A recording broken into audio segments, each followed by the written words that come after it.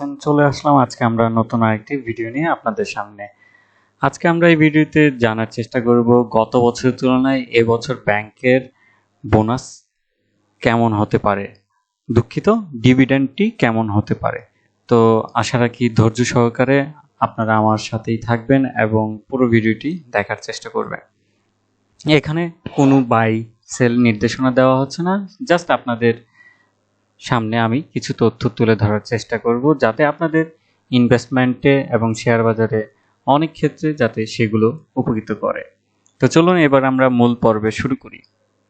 আমরা শেয়ার মার্কেটে অন্যান্য স্টকের তুলনায় দেখি যে আপনার ব্যাংক সেক্টরের ম্যাক্সিমাম শেয়ারগুলো দেখা যায় যে ডিভিডেন্ড ইল্ডটা বেশি থাকে। তো এই বেশি থাকার ফলে দেখা যায় যে সবাই ব্যাংকের প্রতি আগ্রহটাও থাকে যে এই ডিভিডেন্ডটা ভোগ করার জন্য।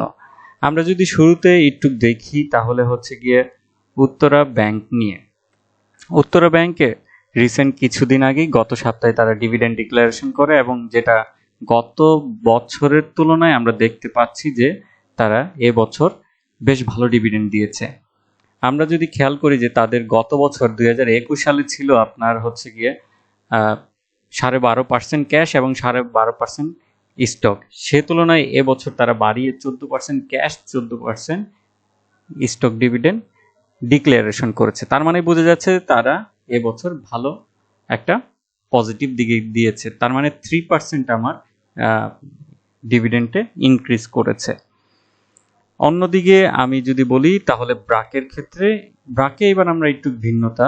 ব্রাকের প্রফিট এর অবস্থান গত বছরের তুলনায় এবছর অবভিয়াসলি ভালো করেছে, কিন্তু আমরা দেখতে পাচ্ছি যে ব্রাকে এবছর 7.5% ক্যাশ এবং 7.5% স্টক ডিভিডেন্ড দিয়েছে এবং গত বছরে সেম 15% ছিল, কিন্তু গত বছর হচ্ছে যে ক্যাশ ডিভিডেন্ডে তাদের পরিমাণটা বেশি ছিল, 10% ক্যাশ ছিল এবং 5% স্টক। সেখানে আমরা দেখতে পাচ্ছি যে এই বছর 2.5%-এর মতন আপনার স্টক ডিভিডেন্ডটা বৃদ্ধি পেয়েছে, অন্যদিকে আবার হচ্ছে যে তাদের ক্যাশ ডিভিডেন্ড 2.5% কমেছে।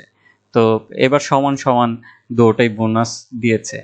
তো ব্রাক আরো ভালো দিতে পারতো, বাট ব্রাকের যে জিনিসটি হচ্ছে গিয়ে আমরা যদি খেয়াল করি ব্রাকের আপনার প্রফিট করার স্বার্থেও তারা এবছর খুব একটা গত বছরের সমপর্যায়ে ডিভিডেন্ড দিয়েছে, জাস্ট একটু ক্যাশের পরিমাণটা কমেছে, অন্যদিকে স্টকের পরিমাণটা বৃদ্ধি পেয়েছে।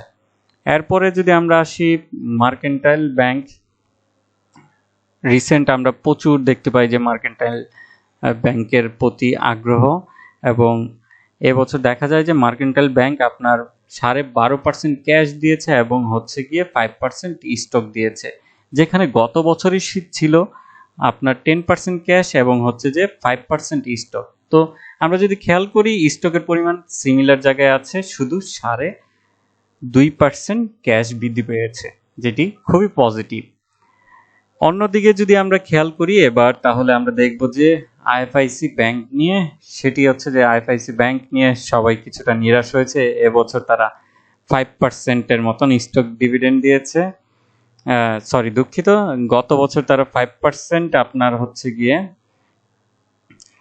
তারা স্টক ডিভিডেন্ড দিয়েছে এবং এবছর আমার কাছে মনে হচ্ছে যে তারা সে পরিমাণটা কমিয়ে তারা হচ্ছে যে ক্যাশ ডিভিডেন্ড ডিক্লারেশন করেছে। এবং অন্যদিকে যদি আমরা আরেকটু খেয়াল করি তাহলে হচ্ছে গিয়ে দেখব যে শাহজালাল ইসলামী ব্যাংক,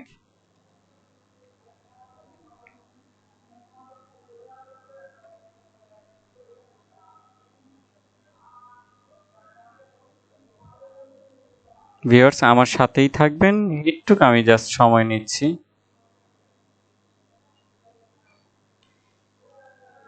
জাস্ট আমি একটু শিওর হতে চাচ্ছিলাম যে দুঃখিত, আইএফআইসি ব্যাংক গত বছরের সমপরিমাণেই তারা ডিভিডেন্ড দিয়েছে, যেটি হচ্ছে বোনাস।